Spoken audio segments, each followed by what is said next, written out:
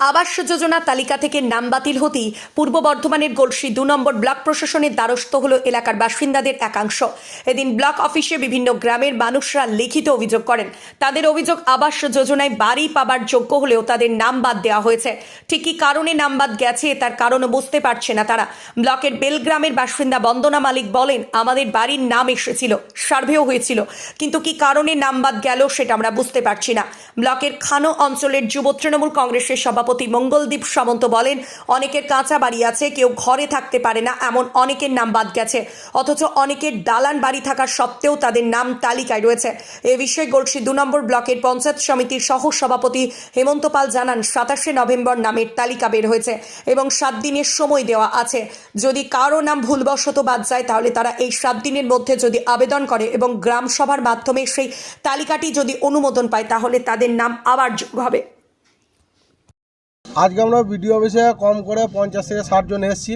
এই যে বাংলার আবাস যোজনার যে বাড়ি মুখ্যমন্ত্রী ঘোষণা করেছিলেন, সেই বাড়ির লিস্ট যাদের বেরিয়েছে এবং বিডিও অফিস থেকে তা ইনকোয়ারি করে অনেক মানুষের কাঁচা বাড়ি আছে, কেউ ঘরে থাকতে পারে না, সেইগুলো কাটা গেছে এবং যাদের দালান বাড়ি আছে অনেকে তাদের নাম এসছে। তা যাদের বাড়ি কাটা নাম গেছে তাদের সেই জন্যই আমরা আজকে বিডিও অফিসে এসেছি। কি বললেন?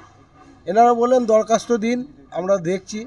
আমাদের একটাই বক্তব্য রয়েছে যে মুখ্যমন্ত্রী মমতা বন্দ্যোপাধ্যায় যখন দিচ্ছে, কার এখতিয়ারে কার আদেশে এই গরিব মানুষের যে বাড়িঘরগুলো এসছে সেগুলো কেন কাটা যাচ্ছে, সেটা আমাদের দাবি রয়েছে বিডিও ম্যাডামের কাছে। আমরা সেই লিখিতভাবে সেই দাবি জানিয়েছি। উনি দরখাস্ত জমা দিতে বলেছেন এবং যাদের একই বাড়িতে দুটো নাম চলে এসছে স্বামী স্ত্রী, সেইগুলোও কাটা যাবে। তিনি আশ্বাস দিয়েছেন যাতে একটা হয়, সঠিকটা বিবেচনা করে পুনরায় আবার যাতে হয় শান্তিভাবে, সেটাই। মমতা বন্দ্যোপাধ্যায় যেভাবে দেখুন বাংলার উন্নয়ন করছে, সেটা আমার আর বলার ভাষা নেই।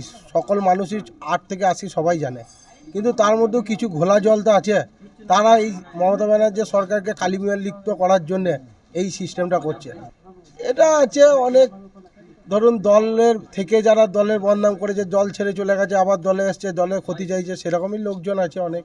আবার কিছু স্টাফও আছে সরকারি, যারা সিপিএম আমলে চাকরি পেয়ে এই নোংরামনটা শুরু করেছে। আমার নাম মঙ্গলদীপ সামন্ত, খানো অঞ্চল যুব তৃণমূল কংগ্রেসের সভাপতি। যে বিডিও অফিসে সেই কাগজপত্র জমা দিচ্ছি দরখাস্ত দিয়ে, বাড়ির নাম এসো, নামগুলো কেটে দিল। তা আমাদের যা অবস্থা, তিলপট্টাঙ্গেও আছি, তা তিলপট্টাঙ্গে থেকেও আমাদের ঘরে ইনকোয়ারি যেও আবার নামগুলো কিসের জন্য কাটা গেল সেইটাই আমরা জানতে এসেছি। কি বললো? হ্যাঁ, এখানে এসে কিছুই এখনো বলে নাই, এটাই বলতে পারছি না। আমরা বাড়ি চাইছি, বাড়ির অবস্থা তিলপট্টাঙ্গে আছি, বাড়িটা আমার পড়েই গেছে, ছিটে ভাড়া ঘর ছিল, পড়ে গেছে, কিন্তু আমি এখন তিলপট্টাঙ্গে আছি 14 বছরের ছেলে নিয়ে। বাড়ি আমার আর কেউ নাই, আমি আর আমার ছেলে। কোথায় বাড়ি আপনার? আমাদের বাড়ি বেলগ্রাম। নাম? নাম বন্দনা মালিক।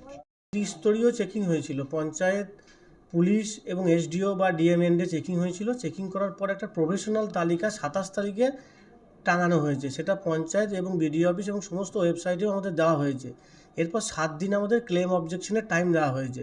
যে সমস্ত ব্যক্তির নাম যদি ভুলবশত বাদ গিয়ে থাকে তাহলে তাদেরকে 7 দিন সময় দেওয়া হয়েছে। সেই 7 দিনের মধ্যে তারা আবেদন করলে তাদের নাম আবার অরিজিনাল যে গ্রাম সভার মাধ্যমে যে লিস্টটা স্যাংশন হবে সেই তালিকায় তাদের নাম আবার উঠে যাবে।